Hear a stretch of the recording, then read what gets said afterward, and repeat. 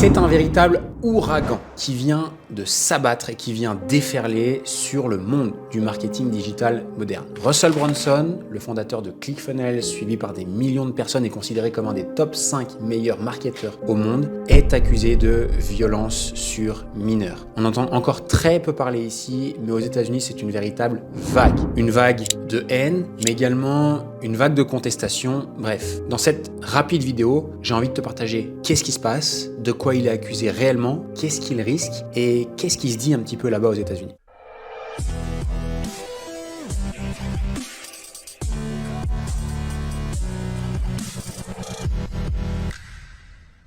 Les faits remontent concrètement à la fin du mois de janvier 2024. Quels sont ces faits? Pour la faire simple, Russell Brunson, qui est un fan de lutte depuis qu'il est jeune, qui en a d'ailleurs fait une carrière semi-professionnelle, continue à déjà combattre en lutte pour lui, mais il a mis également ses enfants à la lutte et surtout il est l'entraîneur de ses enfants. Et lors d'un combat, un de ses enfants, un peu malmené par l'adversaire, se fait étrangler lors d'un, je sais pas comment on appelle ça, une prise. Et lors de cette prise-là, Russell Brunson voit que son gamin, il est mis à mal, mais surtout il voit qu'il est en grand danger d'un étranglement. Et avec un réflexe un petit peu bizarre, il se jette en fait sur les deux enfants en essayant de séparer son fils de l'autre combattant.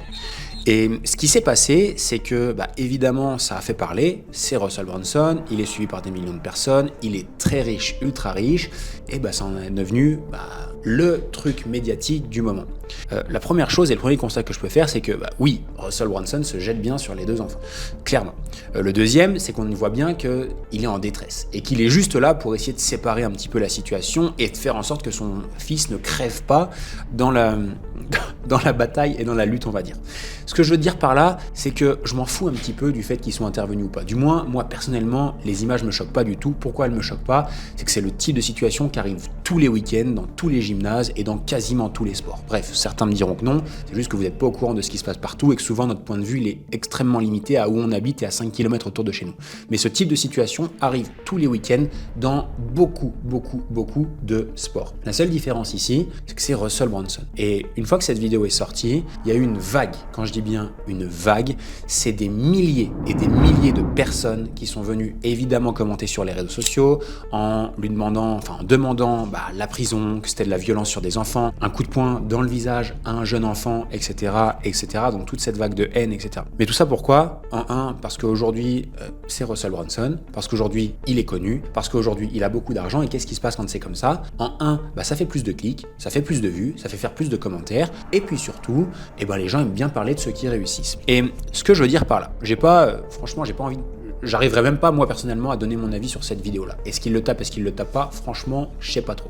Ce que moi, je peux dire, c'est ok, il va sur un truc où il doit pas être. Mais ce que je vois surtout, c'est un père qui a peur que son fils se fasse étrangler, que son fils soit en grand danger. Et on sait à quel point des étranglements un peu mal faits, notamment dans des sports à bas niveau, avec des exécutants qui sont bas niveau et ni semi-professionnels ni professionnels, sont très dangereux. Ce que moi, je vois, c'est un père qui se jette sur son enfant, qui a peur pour lui, et juste naturellement, sans réfléchir, qui a cet instinct de sauter à l'intérieur. Qu'est-ce que ça me fait dire? Quelles ont été moi personnellement mes réactions quand j'ai lu entre guillemets déjà tous ces commentaires et tout ce déferlement de haine, mais également, et d'un autre côté, tous les soutiens qu'il a pu recevoir de sa communauté proche? C'est la première chose que j'ai envie de partager ici, et du moins c'est cette raison pour laquelle j'ai fait cette vidéo-là, c'est que quoi qu'on fasse, bien ou mal, bon ou mauvais, avec une bonne intention ou pas, les gens auront toujours un avis.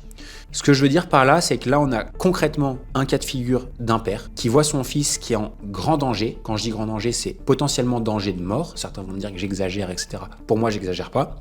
Qui a un instinct paternel de sauter dessus pour sauver son gamin. Et il y a plein de gens qui vont dire « il a tapé l'autre, il a frappé l'autre, il doit aller en prison ». Quand d'autres viennent dire « c'est juste un père qui a eu cet instinct de survie de vouloir juste sauver son fils ». Et peut-être même qu'il l'a sauvé et ça, on le saura jamais. Et ça me fait dire que dans la vie, quoi qu'on fasse, et c'est une prise de conscience que j'ai déjà eue il y a quelques temps, mais qui fait que de se confirmer avec le temps, c'est que les gens auront toujours une opinion, peu importe ce qu'on fait de bien ou mal. Et là, en l'occurrence, il se fait déglinguer, alors que peut-être qu'il a sauvé la vie de son gamin.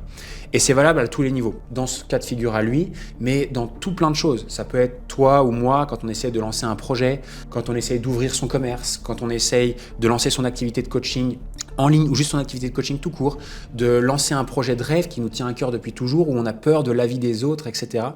Sache une chose, c'est que peu importe tes intentions, peu importe ton projet, peu importe ce que tu fasses en fait de manière générale, les gens se feront toujours, je dis bien toujours, un malin de plaisir à le commenter. Que ce soit publiquement, comme le cas de Russell Brunson, ou même dans ton dos, etc. Et ce que moi ça me fait dire, et en tout cas c'est personnellement un de mes mantras, je crois que j'ai jamais entendu, et je vais pas te mentir, je crois que ça vient de moi, et ça c'est fou, putain j'adorerais qu'un jour on me cite dans un livre et qu'on dise Lohan Boucher à la fin, mais c'est que peu importe ce que tu fais, peu importe que ce soit bien ou mal, les gens auront un avis là-dessus. Et partant de ce postulat-là, ce que je veux dire par là, c'est maintenant que tu le sais, fais quand même. Parce que quoi que tu fasses, ils diront quelque chose. Et quoi que tu fasses, et même si tu fais rien, les gens te critiqueront parce que tu fais rien. Donc, parce qu'ils vont parler, parce que les gens vont parler, fais. Ça, c'est la première chose que j'ai envie de te partager. Et moi, ça m'aide beaucoup. C'est quand j'ai des doutes, quand j'ai des peurs, des craintes. C'est un peu moins le cas maintenant, mais je sais qu'il y a une période, c'est très compliqué pour moi. Qu'est-ce que vont dire les autres? Qu'est-ce que vont en penser? De toute façon, ils auront un avis. Donc, autant que je fasse ce qui, moi, me fait kiffer et qui donne un avis par rapport à ce que je fais et qui me fait kiffer. Ça, c'est la première chose.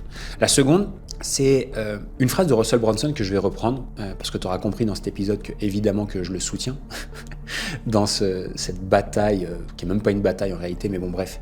Sa phrase, c'est que en traduction français, ça fait plus grande est la couronne, plus grosse est la tête. C'est comme ça qu'on pourrait le dire exactement. Et en gros, ce qu'il veut dire, c'est que plus on est important, plus il y a de gens qui ont envie de nous faire tomber. Du moins, plus il y a de gens qui ont envie ou besoin de nous critiquer. Et c'est ce qui lui arrive aujourd'hui, c'est que cette histoire-là, si ça avait été tonton Maurice du coin qui avait fait ça sur son gamin Gabriel, qui avait pris une prise de catch et qui avait pris 3 coups de poing dans la gueule, on en aurait parlé peut-être un jour sur le compte Facebook, la page Facebook du club de judo de Rumilly, il y aurait eu 4 likes, 7 commentaires, le lendemain c'était terminé. Là, parce que c'est Russell Brunson, c'est une histoire qui devient médiatique, on en parle dans les médias, sur les journaux, les réseaux sociaux, s'affole, c'est n'importe quoi. Il y a plein de gens qui font des vidéos, moi y compris, et tout ça parce que c'est Russell Brunson. Ce que je veux dire par là, c'est que plus on devient important, plus les gens ont envie de nous critiquer, plus les gens ont besoin de nous critiquer. Envie parce que la jalousie, besoin parce que ça fait des vues. Et parce que ça fait des vues, ça rend plus crédible. Quand je mets ce titre de cette vidéo-là et quand je mets la miniature de cette vidéo-là ou de cet épisode de podcast que tu peux écouter, c'est pour faire plus de clics. Point. Et que je sais qu'il y a plus de monde qui vont m'écouter. Point. Et c'est valable pour tout le monde. Donc, plus on avance, plus les gens se font un malin plaisir à parler de nous. Et manque de peau, ce qui fait le plus de vues, ce qui fait le plus de clics, c'est la négativité. C'est les choses mauvaises. Et c'est quand on peut tailler les gens, quand on peut défoncer les gens, quand on peut réduire les gens. Et ça, c'est valable dans le monde d'aujourd'hui. Et je pense que ce sera encore plus valable dans les années à venir. Pourquoi? À cause de ces réseaux sociaux. Alors, même pas les réseaux sociaux en fait, c'est le marketing moderne où on se rend compte que la négativité, la peur, l'angoisse, les problèmes, il y a qu'à regarder les magazines. Tu vas dans un bureau de tabac aujourd'hui, tu regardes les magazines, tout ce qui est mis en avant, c'est les trucs chocs. Tout c'est les histoires de stars, d'infidélité, de machin. Tu regardes les réseaux sociaux. Tout ce qui marche le mieux, c'est justement ça. C'est les problèmes, les gens qui ont des histoires, les influenceurs mes couilles, les machins. C'est que ça qui marche. Quand tu regardes aujourd'hui les informations, il y a 100% de négativité. Pourquoi? Pas parce qu'il y a 100% de négativité partout. Non, il y a des belles histoires tous les jours, partout dans le monde. Simplement parce qu'il y a que ça que les gens regardent. Et ça va aller juste en s'empirant encore et encore. Et je trouve ça juste dommage et c'est important pour moi de bien garder ses distances et de bien comprendre cette industrie. Bref, tout ça pour te dire, et je ne vais pas m'éparpiller dans tous les sens. Il y a 2 choses que j'ai envie de te partager sur cette vidéo qui, moi, ce matin, m'ont donné envie de me lever et de venir faire cette vidéo. La première, c'est que quoi que tu fasses, quoi que je fasse, je m'inclus parce que c'est des conseils que je me donne à moi et que j'espère qu'ils pourront t'aider ou t'impacter d'une manière ou d'une autre. C'est quoi que tu fasses, les gens auront un avis. Quoi que tu fasses de bien, de mauvais, de bon, d'accord, ou de criminel, les gens auront un avis. Donc pars de ce postulat-là et fais les choses quand même. Et ne t'attarde surtout pas sur ce que les gens vont en penser ou si les gens vont en dire quelque chose. La seconde chose, c'est que plus tu grandis, plus tu impactes des gens, plus tu deviens important, plus tu deviens une cible volontaire, d'accord, et également une proie facile pour les gens qui veulent se faire soit du business, soit de la visibilité sur ton dos, soit parce qu'ils sont jaloux et qu'ils veulent juste, ou ils ont que ça à foutre, de parler de toi et c'est leur jalousie qui parle plus qu'autre chose. Et pourquoi je te parle de ça, c'est de juste en être conscient. Si aujourd'hui tu crées une activité, si aujourd'hui tu as pour but de devenir peut-être plus connu, d'impacter plus de monde, de changer plus de vie, d'être plus visible, bref, tu as compris l'idée, ça fait partie du game. Et pour terminer, ce que j'aimerais dire, c'est quand je vois cette histoire de Russell Brunson et j'ai la chance d'être dans son cercle très fermé, donc peut-être pour les personnes qui découvrent cette chaîne ou ces épisodes et qui ne le savent pas, je fais partie de ce qu'on appelle son mastermind. C'est le groupe des 250 entrepreneurs en ligne qui sont présents partout dans le monde, entre guillemets les plus successful avec son logiciel ClickFunnels, et je fais partie de son cercle très fermé.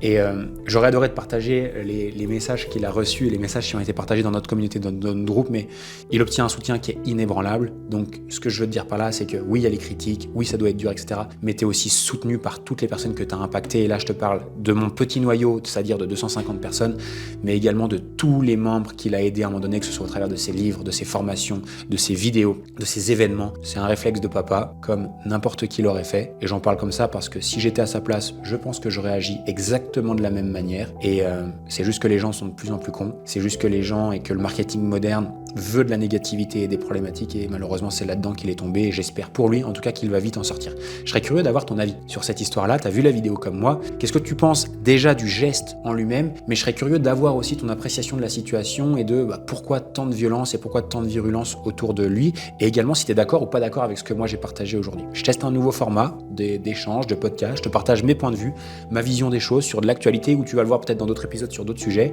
et j'ai aussi besoin et j'ai vraiment envie d'avoir tes retours, donc encore merci pour ça.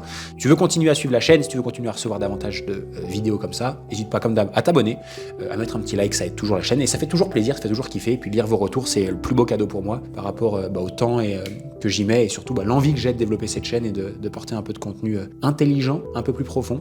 Et voilà, bref, un grand merci, à très vite, ciao ciao.